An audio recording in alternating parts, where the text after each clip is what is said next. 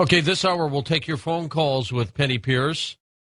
We'll talk about your intuition and questions for her right here on Coast to Coast AM. And welcome back. We're with Penny Pierce and your phone calls as well. Penny, have you come across intuitive stories that you just shake your head at and you can't believe? You know, I had one that I've talked about on this program many times about how I was convinced not to go through a green light, mind you, and I stopped and zooming through their red light with somebody else, they would have hit me broadside. That would have been it for me. Yes. Those kinds of things I hear about all the time where, and it's almost not like you consciously choose these things. It's almost like the body does it on its own. Like you just suddenly find yourself turning left, and then there's the restaurant that you wanted to find. You know? I mean, it's sometimes these things are just very mundane. They're not even really wildly dramatic. They're more like synchronicities, you know, and they fill your daily life. You know, certainly we've heard all the stories about people who didn't get on the airplane that crashed and all that. But I think that the intuition actually fills up a lot of our daily life, and it's a lot more ordinary in a way than we might think. But like I said, a lot of mine have come through. I've had precognitive dreams that told of something coming, and sometimes it was even like 20 years in advance.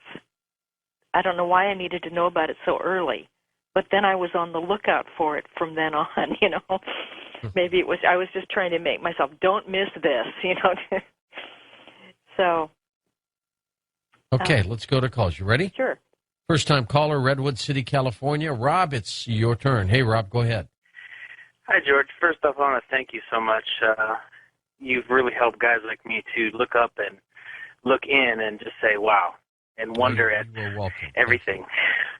I spent 25 years in the EMC regulatory testing industry. I'm not an engineer. I was 18 years old when I got my first job, and I stayed with it ever since. Some of the things I've learned in the industry help me understand things about the rest of the physical world. We test products for things that we can't see. We test products for frequencies that go, you know, upwards of 40 gigahertz. And it helps me, you know, to see, you know, simple things like what we're doing. We're testing products to make sure they're in conformity with FCC requirements or CE marking requirements, because any processor-based product as an unintended side effect could interfere with other products nearby. But observing what we do in the test lab, and observing my life, and I realized that, yes, everything is frequency. The sun, all the light around us is a frequency. The sound is a frequency. And we have a big chart in one of our labs that shows the different spectrums of light. And we see in this small little spectrum, we hear in another spectrum, but there's so many different spectrums that we have to devise machines, test equipment to monitor and see, and to be able to confirm that it's there. But when did it hit you, Rob? When did it hit you that frequency was all over the place? I don't know exactly when, but I think it happened when I lost my wife. I lost my first wife to cancer when she was 24. This was in 96. And some of the, you know, observations that I had was that, you know, life is full of good and bad at the same time. Like the frequency, like Penny's talking about. Yeah. You have up and you have down. It doesn't mean that you have to stay down or it's always going to be good. Life is up and down at the same time, and that's okay. Right, and there are up and down cycles in different areas of your life simultaneously, you know.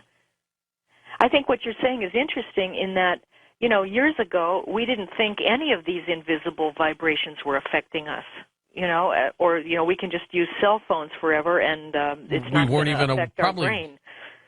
And now we know that there are these things floating around. Well, we probably weren't even aware of it years gone past. Yeah. Salt Lake City we go, in Utah, west of the Rockies. Go ahead, Mary. Hi. Hi. I noticed some frequencies, and I wanted to ask you a question. I sometimes like to relax in the bathtub, and I would feel myself through meditation kind of moving, even though I know I'm not moving. My consciousness is moving, and then I have these two, say, sponges hanging. I started noticing them moving along as well. And so I called my husband in, and I said, are these really moving, or am I hallucinating? And he said, no, they're swinging back.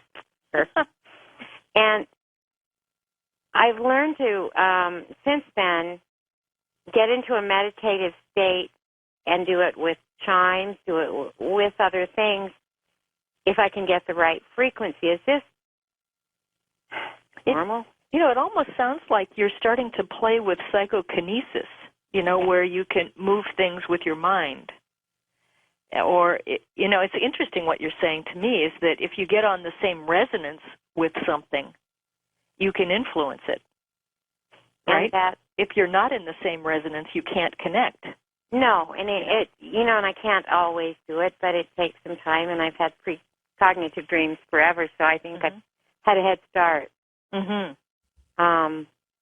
But it's amazing what our minds can do, and I just think everybody has that ability. Absolutely. Absolutely. And we're just really learning. You know, one of the interesting things I think is that when we raise our frequency, and that's happening naturally. We don't have to make it happen. The whole planet is raising up in frequency, and what's eventually going to happen is that we're going to see the world differently. We're going to see through the separate forms. That, you know, you look out and you see the telephone or the coffee cup or whatever, but when the frequency's higher, you're going to start to see the whole thing as vibrating light, or a field of particles that are bouncing in and out of form. And everything will be interconnected. So therefore, everything will function differently, you know? And we'll understand the world in an entirely different way. It's going to be really exciting. Okay, next up, let's go to CJ in Corvallis, Oregon. Hey, CJ, go ahead. How you doing, George and Petty? How you doing this evening? Good. Great. Over the years, I've kind of realized I've been kind of a sensitive person, and letting things around me kind of go by what my feelings are going to be. And I've had clairvoyance with family members over the years. And here this past year, I've been doing some meditation. I even took a Reiki class. I don't know if I'm saying it right. And she said I'd start feeling some changes, which I did with my girlfriend. I had kind of clairvoyance with her, and she had the same thing with me as well. But there was something else that I told that I don't tell too many people. It's, you know, when you get excited, you get the you get the goosebumps, and I've realized that sometimes when I meditate, I can control that, and it feels like I'm in a threshold of energy coming from my head straight through me. And sometimes I can just amplify that. Is that some kind of energy or frequency that I'm controlling? Yes, absolutely. Yeah. It sounds like you're kind of unconsciously playing with it. You've sort of decided to see what you could do with energy. Well, I'm trying to do what I can. Move it around and look at it and play with it. Yeah. Is there a way that I can learn more about it where I can control it a little bit? Well, I think the Reiki is a good way to start, where you're allowing yourself to really be sensitive enough that you can feel slight variations in things. And then you just might set up some, tests for yourself to see if you could run energy into your heart or heal a cut or, anything. Just play with it. All right. Well, thank you then. Yeah. Okay, it works. Jessica, you're up in Albany, New York on Coast to Coast. Hi, Jessica. Hi, George. I'm so happy to finally be able to talk to you. Yes, you made it. Ms. Pierce? Yes. Number one, I can absolutely relate to everything you're saying. The isolation, especially. Yes. What you described, I was born in 1970, and what you described as the initial symptoms. Yes. I had those as a child, I remember. I've had so many mystical experiences in my lifetime that I really can't share them with people because they're unbelievable. The people I have encountered who are,